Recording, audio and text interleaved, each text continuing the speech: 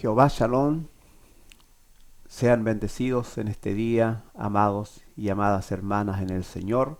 Gracias damos a Hachén por la oportunidad que nos brinda una vez más de poder estar reunidos a través de estos videos donde compartimos la maravillosa palabra del Señor. La semana pasada acabamos de terminar, ¿no es cierto? Estábamos viendo los pecados y su redención. Eh, Terminamos el tema la semana pasada. Espero hayan disfrutado y hayan aprendido algo de ello también. Hoy día vamos a ver un hecho que quedó registrado en el libro de los Hechos, en el capítulo 3, cuando Pedro y Juan suben al templo, ¿ya? Y a la entrada de las puertas del templo se encuentran con una persona lisiada, una persona que llevaba muchos años postrada, a quien ponían a las puertas del templo para que pidiese limosna todos los días y de esa manera pudiese subsistir. Ya, así que ese es lo que vamos a analizar hoy día, ese episodio que está registrado en el libro de los Hechos, en el capítulo 3. Así que les invito entonces que eh, abran sus Biblias en el Hechos capítulo 3. Vamos a leer algunos versículos para, para analizar este episodio que ocurre allí.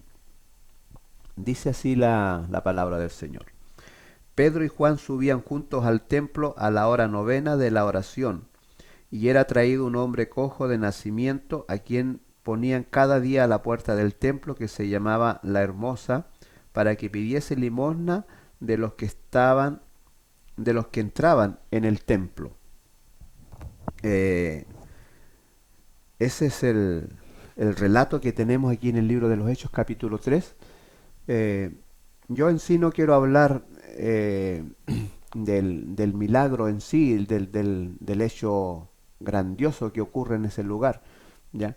Pero sí quiero hablar un poquito del entorno, del contexto en que ocurre este milagro, ¿ya? Y poder limpiar un poco este pasaje bíblico para verlo más o menos en la realidad en que ocurrió este milagro, ¿ya? Porque lo primero que quiero hacer es hablar un poquito del templo para que podamos entender en el contexto que ocurre este hecho, ¿ya? El, Cuando hablamos del templo, en el tiempo de Jesús, en este caso, eh, donde ocurre este hecho, estamos hablando del segundo templo. ¿Por qué del segundo templo? Porque Israel ha tenido dos templos.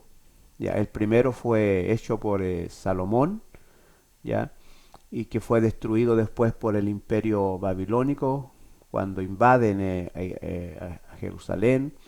eh, Nabucodonosor, ¿no es cierto? Y destruye este templo, lleva la mayoría de las tribus de Israel van cautivas a Babilonia y a diferentes lugares, se reparten.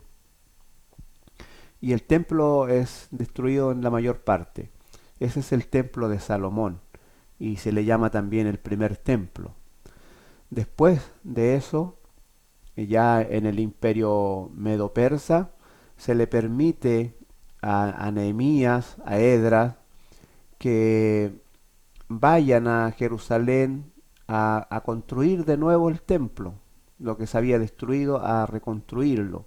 ¿Ya? Y es Edras y Nehemías, ¿no es cierto?, los pioneros allí, a quien Dios usa para poder reconstruir el templo, y comenzaron las obras de nuevo a levantar ya el segundo templo, con la ayuda de los reyes de Medo Persa. Y entonces ellos restablecen el templo, ¿ya? Y ese es el templo que encontramos nosotros en el tiempo de Jesús.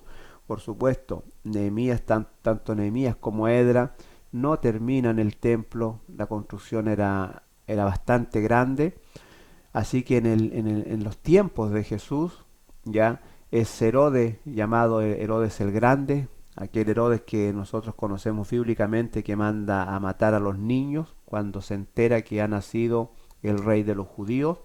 Ya, de ese Herodes estamos hablando. Es Herodes, ya, cuando se hace cargo de la región, él, para poder de alguna manera ganarse a los judíos, conquistar a los judíos no lo querían a él como gobernante en la zona. Le hacen la guerra a Herodes, ¿ya? Y él, tratando de ganárselos a ellos, le empieza a construir el templo, ya a modificarlo. Nehemías, como era todavía, no lo terminaban, no lo dejaron terminado ese templo. Entonces Herodes comienza a terminar ese templo, y no solamente el templo, sino que también agranda sus dimensiones, tanto del templo como también del territorio, de, del monte donde estaba el templo, ¿ya? Allí los hechos históricos lo avalan, ¿no es cierto?, que él hizo grandes construcciones alrededor del templo, hizo muros de contenciones para poder agrandar el terreno, que quedara más sólido, ¿ya? Y ese es un muro de contención que nosotros hoy día lo tenemos en la actualidad. Ese es el famoso muro de los lamentos que salen los registros de televisión, o las imágenes que salen de Israel, donde los judíos extranjeros que viajan a Israel, digamos, a esta tierra santa, y, y esa es la atracción más grande, pues ir la persona que va a Israel, es inevitable que no tenga que ir al muro de los lamentos, que es un muro inmenso. Y ese es un muro no del templo, sino que ese es un muro de contención, ¿ya? Arriba de ese muro está la parte plana, digamos, donde estaba el templo, y que hoy día está una mezquita musulmana. Eso con respecto al templo. Ese es el segundo templo, y ese es el templo que nosotros conocemos bíblicamente en el tiempo de Jesús. Ya. Para la época de Jesús, ese templo aún cuando Jesús era pequeño, aún no se terminaba. Herodes muere, ya, pero el templo no alcanzó a quedar terminado. Le faltaban algunas terminaciones, pocas, pero le faltaban, ya.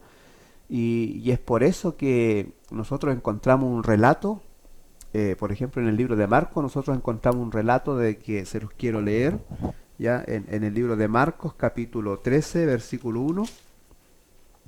Es un relato muy conocido, porque Jesús dice una profecía aquí, ya.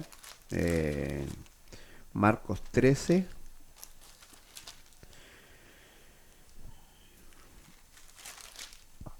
Ya, por aquí está Marcos 13, versículo 1 y versículo 2 dice: Saliendo Jesús del templo, le dijo uno de sus discípulos: Maestro, mira qué piedras y qué edificios. Jesús respondió, le dijo: ¿Ves estos grandes edificios? No quedará piedra sobre piedra que no sea derribada. ¿Ya?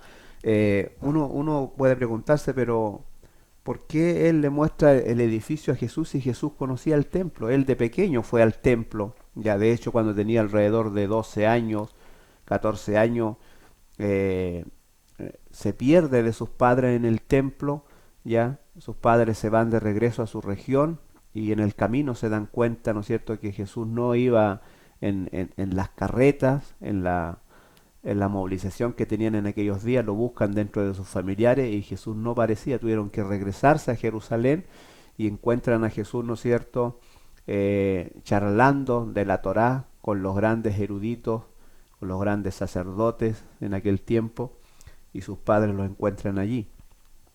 Ya, entonces, como el templo estaba en construcción, todavía había partes que no se habían terminado. Entonces, por eso que viene esta charla con sus discípulos. Aquí lo que los discípulos le estaban diciendo a Jesús era un comentario. Mira qué hermoso quedó la parte que faltaba por terminar, mira qué piedras más preciosas le pusieron. Ese es el comentario que se da allí que relata el libro de Marcos, tanto como Mateos también, Lucas, ya hacen este relato, ¿no es cierto? Donde los discípulos hacen este tipo de comentarios, ¿no es cierto?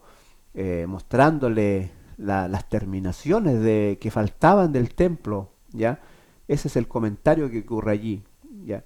Y Jesús, ¿no es cierto?, cuando le hacen este comentario de la hermosura que ya estaba terminada y que ya había quedado preciosa, porque el templo era una maravilla, ¿ya? Eh, pero Jesús le da esta profecía, le dice, toda esta hermosura que ustedes ven, ¿no es cierto? Yo les digo que aquí no va a quedar piedra sobre piedra que no sea derribada. ¿Ya? Y eso ocurre, por supuesto, esa profecía se cumple más o menos entre 30 a 35 años después de la resurrección de nuestro Señor Jesucristo. ¿Ya? Después de la resurrección de nuestro Señor Jesucristo, que le llaman, ¿no es cierto?, en el año 70 después de Cristo. ¿Ya? Porque cuentan desde el nacimiento de Jesús en adelante hasta el año 70 donde ocurre eso, pero para quedar más claro, eso ocurre 30 a 35 años después que Jesús resucita, ¿no es cierto? Ocurre esa profecía. O sea, desde que Jesús hizo la profecía se demoraron alrededor de 35 años para que se cumpliera lo que Jesús le dijo a sus discípulos, que no quedaría piedra sobre piedra que no sea derribada. Eso es con respecto al templo. Ya estoy hablándole un poquito del templo para poder entender en qué contexto ocurre este milagro y qué es lo que hacía Pedro y Juan en realidad en el templo, ¿ya? Porque acá la Biblia dice que ellos subían a la hora de la oración, pero ya vamos a ver qué era lo que ocurría en aquel lugar, ¿ya? Quiero hablarte un poquito más del templo. El templo era una cosa tremenda y gigantesca. Tanto el templo como el recinto donde estaba el templo, ¿ya? Estamos hablando que más o menos ese recinto tiene, hoy día en la actualidad, tiene más o menos de largo 500 metros por 400 metros de ancho. Estamos hablando alrededor de 5 estadios de largo, ¿ya? Como por 4 estadios de ancho. Es una superficie tremenda, ¿ya? Y en esa superficie estaba el templo, ¿ya? Eh, y el templo no era tampoco menor, ¿ya? La parte más alta del templo tenía alrededor de un edificio de 20 pisos en la actualidad, alrededor de 60 metros, 60, 70 metros de altura, la parte más alta. Sin contar, no se olviden que el templo de Jerusalén está en un monte, ¿ya? Que se le llama el monte del templo, ¿no es cierto? Eh, Así que aparte de la altura que tenía esa construcción, tenemos que sumarle eh, la quebrada del barranco, del monte, ¿ya? Le estoy contando esto porque en el libro de Mateos capítulo 4 versículo 5, donde está relatado la tentación, donde Satanás tienta a Jesús, y una de sus tentaciones dice que lo llevó, ¿no es cierto?, a la parte más alta del templo y le pide que se lance de allí. Y la parte más alta tenía su altura. Solamente la construcción más alta del templo tenía alrededor de 60 metros. Un edificio de 20 pisos en la actualidad más o menos. Y a eso tenemos que sumarle, como le digo yo, la altura que tenía el monte. Así que donde lo llevó Satanás era una altura impresionante, impresionante. Donde él lo tienta para que Jesús se lance, ¿no es cierto?, de aquel lugar, citándole las escrituras, ¿ya? Eh, Así que eso era lo que era el templo en sí, ¿ya? Eh, Ahora la cantidad de gente que podía abarcar en el tiempo de Jesús, los datos históricos dicen más o menos que podía abarcar alrededor de 250.000 personas. 250.000 personas. ¿Ya? Acá en Chile, en Santiago de Chile, tenemos el Estadio Nacional, ¿no es cierto?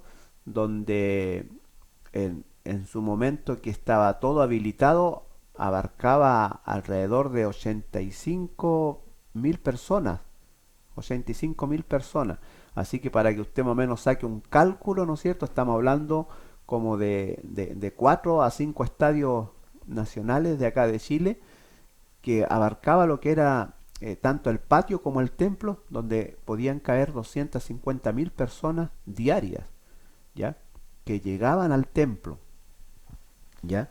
Eh, Así que para esta persona que a quien ponían a las puertas del templo a pedir limosna, le era un buen negocio.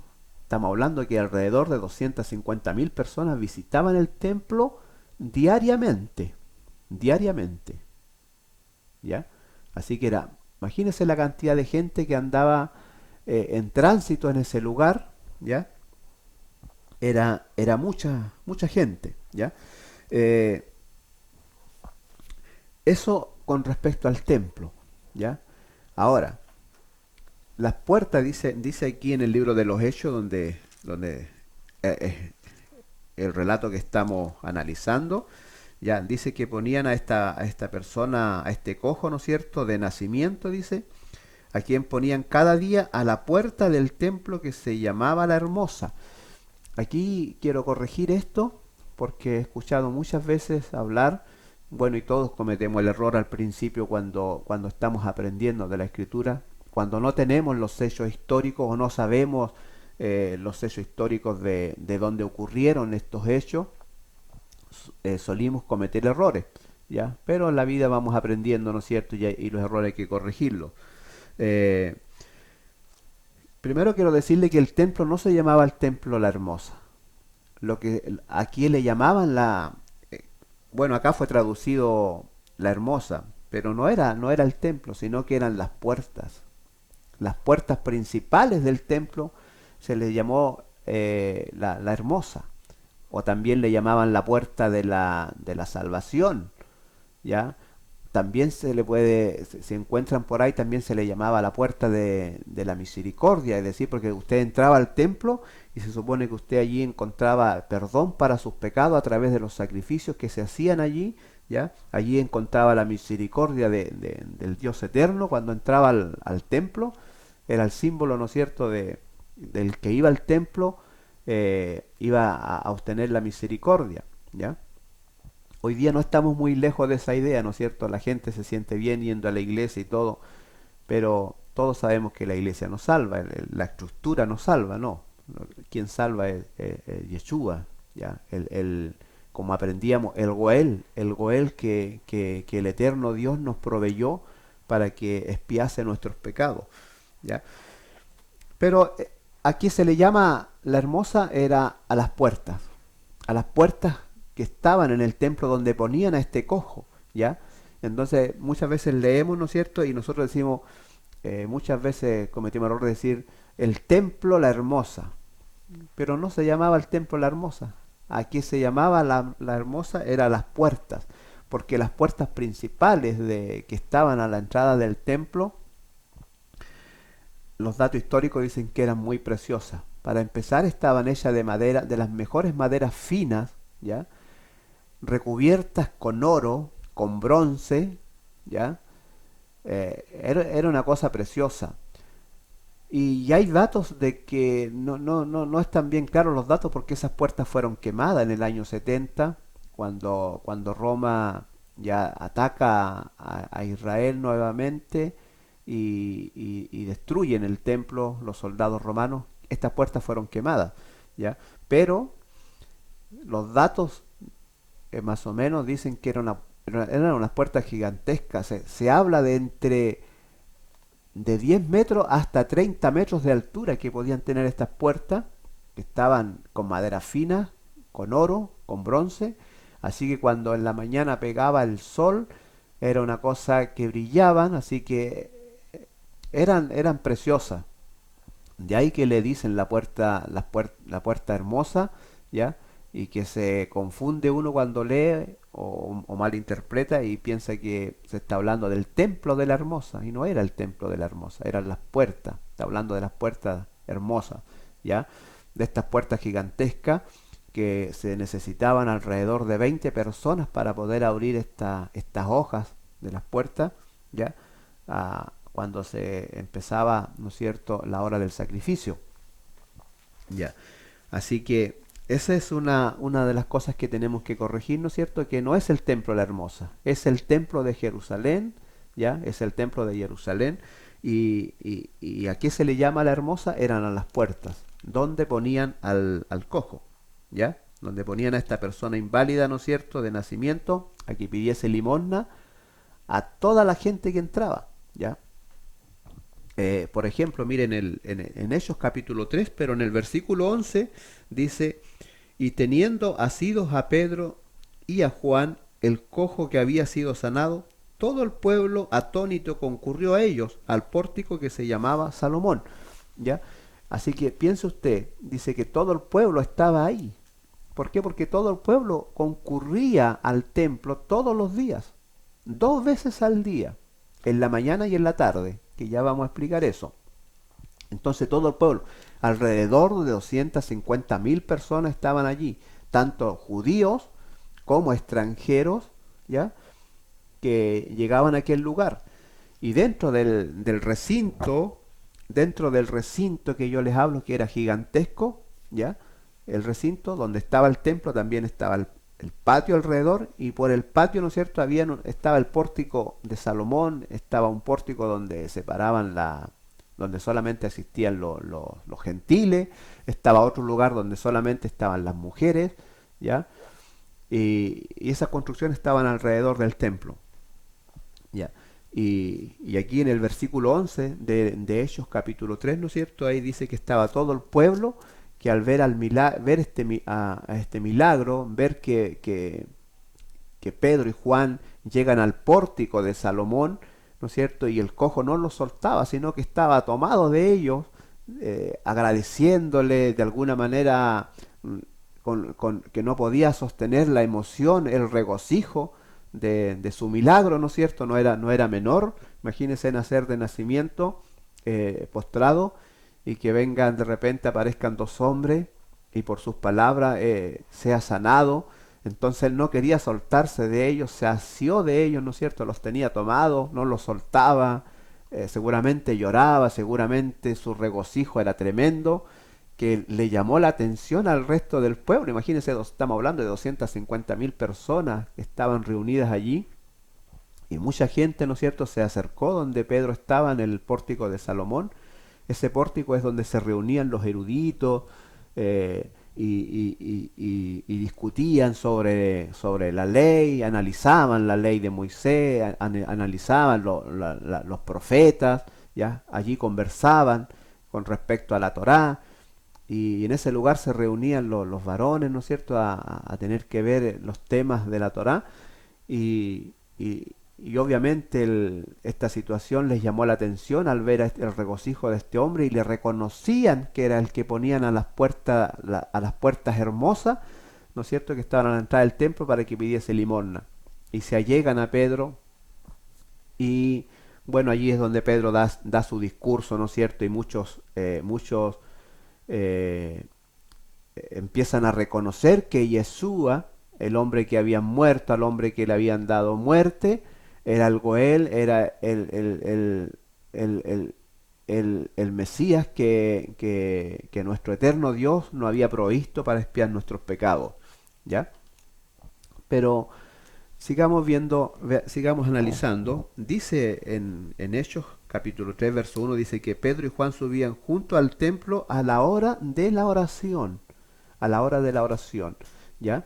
Pero analicemos si realmente ellos subían a la oración, porque fue traducido así como a la oración, y nosotros podemos aplicar esto a nuestros días, a nuestra cultura que tenemos nosotros, donde en las iglesias se programan oración los días sábados, algunos programan el día lunes, la oración de las 3 de la tarde, la oración de las 4 de la tarde, y nosotros le aplicamos a veces a este texto nuestra cultura, ¿ya? Y, y pensamos que es la oración del lunes, la oración del viernes que programó el pastor, que programaron las Dorcas, que programó el líder de los jóvenes. Pero acá ocurre algo muy distinto, ¿ya? Por eso yo le decía que quiero que analicemos este milagro que ocurre allí, que está relatado aquí en el libro de los Hechos. Quiero analizar el contexto en que ocurre este milagro, ¿ya? Bueno, ya tenemos más o menos cómo era cómo era el templo y cómo era su estructura. Yo les recomiendo que ustedes vayan a YouTube y busquen allí, hay unas recreaciones del templo, del segundo templo, ¿ya? En el tiempo de Jesús, pueden buscarlo así, recreación del templo en el tiempo de Jesús, y le van a aparecer unas recreaciones en YouTube que son muy buenas, y le van a dar más o menos cómo era el templo y todo, y nos ayudan también a, a poner en contexto las cosas que ocurrieron allí en ese lugar. Así que se los recomiendo. Ya. Entonces, dice que subían juntos al templo Pedro y Juan a la hora de la oración. Pero vamos a corregir eso, porque ellos no subían a la oración, ellos subían a la hora del sacrificio. Lo que se hacía allí era un ritual, ¿ya? ¿Qué ritual? Un ritual que nuestro Dios eterno le había mandado a Moisés que se hiciera todos los días. Un sacrificio a las 9 de la mañana y un sacrificio a las 3 de la tarde. Y eso lo vamos a ver en el libro de Números, ¿ya? Quiero que vamos al libro de Números a ver ese mandato que le da nuestro eterno Dios a Moisés para que mande al pueblo que hagan este sacrificio de expiación, ¿ya? Lo vamos a ver. Número 28, ¿ya? 28 y versículo 3 y 4, a ver, para no leer tanto, dice: y les dirás, esta es la ofrenda encendida que ofreceréis a Jehová. 2 corderos sin talla de un año, cada día será holocausto continuo. Un cordero ofrecerás por la mañana y el otro cordero ofrecerás a la caída de la tarde. Eso le manda nuestro eterno Dios a Moisés, ¿ya? 2 corderos tenían que tomar, sin mancha, perfecto, de un año, todos los días, dice sacrificio continuo, todos los días. Un cordero era para la mañana y un cordero era para la tarde. ¿Y para qué era este sacrificio? Bueno, este sacrificio era para expiar los pecados de todo el pueblo y de todos los que llegaran allí, ¿ya? Por los pecados que se hubiesen cometido durante la noche, ¿ya? Ellos en aquel tiempo se estaban rigiendo, ¿no es cierto?, que se acababa el día a las 6 de la tarde, desde las 6 de la tarde en adelante comenzaba otro día, ¿no es cierto?, comenzaba la noche para ellos y, y, y hasta las 6 de la mañana, ¿ya? Entonces los pecados que se cometieran durante ese periodo, a las 9 de la mañana ellos hacían un sacrificio, ¿ya? A las 9 de la mañana mataban este cordero, ¿no es cierto?, y por esa razón el pueblo concurría, ¿ya?, para que fueran expiados sus pecados. Y el otro se hacía a las 3 de la tarde, cuando ya estaba terminando el día para ellos, ¿ya? Entonces ese sacrificio era por los pecados que se pudiesen haber cometido desde las 9 hasta las 3 de la tarde, estaba ese sacrificio expiatorio, ¿ya? Eso era lo que se hacía en el templo, ¿ya? Y por supuesto era una hora del sacrificio, a las 9 de la mañana, 3 de la tarde, 2 veces al día se hacía este sacrificio, donde concurrían alrededor de 250.000 personas, incluyendo judíos, gentiles, ¿ya? Proselitos, como dice la escritura, ¿ya? Temerosos de Dios, todas estas personas concurrían a aquel lugar a la hora del sacrificio, ¿ya? Así que ahora vamos entendiendo, ¿no es cierto?, que Pedro y Juan no subían a la oración que nosotros conocemos, no, ellos subían al ritual que se hacía diariamente, al sacrificio continuo. Este es el sacrificio continuo que se habla en el libro de Daniel, donde dice, ¿no es cierto?, iba a aparecer un hombre que iba a quitar este sacrificio continuo. ¿Recuerdan eso, no es cierto? Que él iba a quitar este sacrificio continuo. Y fue quitado en el año 70 ya, una vez que los romanos destruyen el templo, nunca más hubo sacrificio, hasta el día de hoy. Hasta el día de hoy. Los judíos pretenden, ¿no es cierto?, levantar el tercer templo y restablecer esto. ¿Ya? Pero ese es otro tema, pero se los menciono solamente, ¿ya? Pero eso era lo que se hacía en el templo. Este, estos sacrificios en algún momento fueron cortados, por ejemplo, cuando el imperio babilónico destruye el primer templo, obviamente este sacrificio continuo se hace cuando el templo está en pie, ¿ya? Cuando el templo está en pie, había que hacerse dentro del templo este sacrificio en el patio del templo, ¿ya?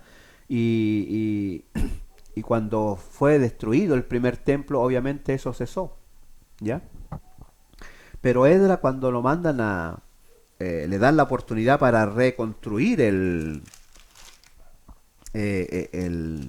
templo de nuevo, tanto Edras como Nehemías, ellos restablecen de nuevo este sacrificio continuo, y eso está relatado en el libro de Esdras capítulo 3 versículo 3, que se los voy a leer. Dice: y colocaron el altar sobre su base porque tenían miedo de los pueblos de la tierra, y ofrecieron sobre él holocausto a Jehová, holocausto por la mañana y por la tarde. Es decir, Edra volvió a restablecer cuando lo mandan a reconstruir el templo, apenas empezaron a reconstruir, ellos lo primero que hacen es armar de nuevo ese altar donde se hacían los sacrificios, y empiezan a hacer el sacrificio continuo que se tiene que hacer todos los días, de uno a las 9 de la mañana y el otro a las 3 de la tarde. ¿Ya? También hay un relato aquí en el libro de Esdras, en el capítulo 2, versículo 64 y versículo 65, que es interesante. Se los voy a leer. Dice: toda la congregación unida como un solo hombre era de 42.360, sin contar sus siervos y sus siervas, los cuales eran 7.337, y tenían 200 cantores y cantoras. ¿Ya? Ese es un conteo que se hace, ¿no es cierto?, de la gente que estaba regresando en ese tiempo a reconstruir el templo, y hacen este conteo, ¿no es cierto?, este censo de cuántas personas había, y se nombran 200 cantores y cantoras. ¿Ya? En la época de Jesús, según los hechos históricos, en la ceremonia que le estoy contando yo, donde subía Pedro y Juan, ¿no es cierto?, al ritual por la mañana y por la tarde, imagínense lo hermoso que tiene que haber sido, porque dentro de todo este ritual, ¿no es cierto?, comenzaba, ¿no es cierto?, en la mañana, 8 de la mañana, 8:30 de la mañana, tiene que haber comenzado algunos sacerdotes a tocar trompeta para hacer el llamado, ¿no es cierto?, que se acercara la gente a la hora del sacrificio de la mañana. Empezaba, ¿no es cierto?, empezaban a tocar las trompetas, ¿ya? El sofá, creo que se llama, el instrumento que nosotros le llamamos ellos le llamamos trompeta hoy, pero el sofá que tocaban en la mañana, ¿no es cierto?, a esa altura que les cuento yo que tenía el templo, alrededor de 60 metros, se ganaban allí algunas personas y tocaban el sofá, y empezaba el llamado para que se acercara la gente a la hora del sacrificio de la mañana. Y dentro de toda la ceremonia que había en este sacrificio, habían alrededor de 300 cantores, donde se cantaban los salmos, se cantaban muchos salmos, ¿ya? Así que imagínense lo estremecedor escuchar a 300 personas, 300 levitas allí cantando, ¿no es cierto?, a la hora del ritual, donde se hacía todo este ritual, ¿no es cierto?, que el eterno Dios había mandado a hacer a ellos 2 veces al día. Y por la tarde, a las 3 de la tarde, también habían otros cantores, ¿no es cierto?, donde también hacían el mismo ritual. Y este es el ritual donde subía Pedro y Juan. Aquí estamos hablando que este hecho ocurre después de la resurrección de nuestro Señor Jesucristo, ¿ya? Ya él había sido ascendido al cielo, pero aún los apóstoles subían al templo al ritual. ¿Cuándo se quitó eso? Cuando Roma, ¿no es cierto?, ya destruye el templo, se cumple la profecía que nuestro Señor Jesucristo les dijo a los discípulos: no va a quedar aquí piedra sobre piedra que no sea derribada, ¿ya? Eh, entonces, eh, estamos en el libro de los sellos, capítulo 3, lo estamos analizando, ¿no es cierto? Entonces ya sabemos, ¿no es cierto?, cómo funcionaba el templo y qué era lo que Pedro y Juan iban a hacer al templo. Ellos iban al ritual que se hacía 2 veces al día, ¿ya? Eh, no se olvide usted que Pedro, no porque hubiese sido discípulo de Jesús, entendía todas las cosas, no.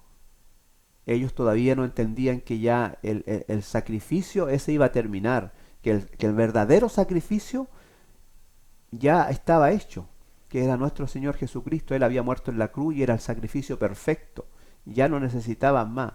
Pero le tomó 30 años, ¿no es cierto?, hasta que ya Yeshua se cumple la profecía que él hace, ¿no es cierto?, y ya destruyen el templo y no les quedó más. Hoy día lo único que les queda a ellos y a nosotros es acudir al sacrificio de Jesucristo, ¿ya? No hay más sacrificio. Eh, entonces, Pedro y Juan aún subían al templo, a estos rituales que se hacían, ya que habían sido mandados. Ellos subían aún a aquel lugar, ya. Eh, y quiero terminar con lo último, ya. Eh, en el libro de Marcos, sí, en el libro de Marcos, capítulo 15, en el libro de Marcos capítulo 15, eh, para que vea usted que todo estaba tan organizado de parte de nuestro eterno Dios, ya, de cómo iban a ocurrir las cosas, ya, porque nuestro Señor Jesucristo fue crucificado justamente a las 9 de la mañana. Según los hechos históricos, él fue crucificado a la tercera hora del día, ¿ya?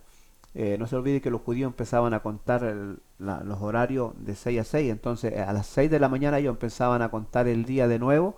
Entonces tenemos las 6, tenemos las 7, las 8, las 9. Ahí tenemos las 3. Dice que a la tercera hora del día nuestro Señor Jesucristo fue crucificado, o sea, fue clavado en la cruz, es decir, a las 9 de la mañana, justo cuando comenzaban los sacrificios diarios. ¿No es cierto? Pareciera que fuera una casualidad, pero no lo es, ¿ya? Eh, en el libro yo le decía que estábamos viendo el libro de Marcos, ¿ya? Marcos, en el versículo, en el capítulo 15, en el capítulo 15 de Marcos, ¿ya? En el versículo 25 dice: era la hora tercera cuando le crucificaron, ¿ya? Es decir, 9 de la mañana, cuando crucificaron a nuestro Señor Jesucristo. Y en el versículo 33, Marcos 15, versículo 33 en adelante, les voy a leer también, dice: cuando vino la hora sexta, ¿ya?, hubo tinieblas sobre toda la tierra hasta la hora novena. Hora novena eran las 3 de la tarde, ¿ya? Y a la hora novena Jesús clamó a gran voz diciendo: Elohim, Elohim, lama sabatani, que traducido es: Dios mío, ¿por qué me has desamparado? Y algunos de los que estaban allí decían al oírlo: mira, llama a Elías. Y corrió uno y empapando una esponja de vinagre y poniéndola en una caña, le dio a beber, diciendo: dejad, veamos si viene Elías a bajarle. Mas Jesús, dando una gran voz, expiró. Entonces el velo del templo se rasgó en dos de arriba abajo, ¿ya? Y el centurión que estaba frente a él vino viendo que después de clamar había expirado, así dijo: verdaderamente este hombre era hijo de Dios. ¿Ya?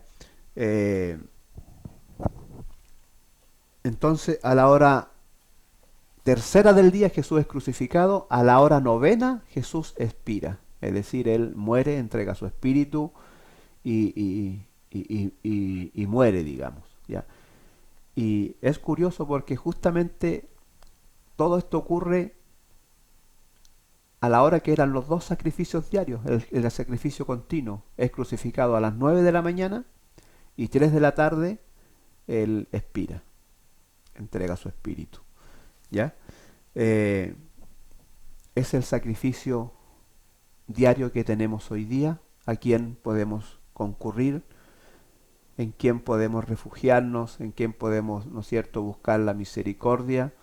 eh, y no hay otro socorro para nosotros. ¿A quién iremos, no es cierto? ¿A quién más vamos a ir? ¿A quién más vamos a clamar? ¿Ya? Él solamente tiene palabras de vida eterna. Espero le haya gustado este relato de Pedro y Juan.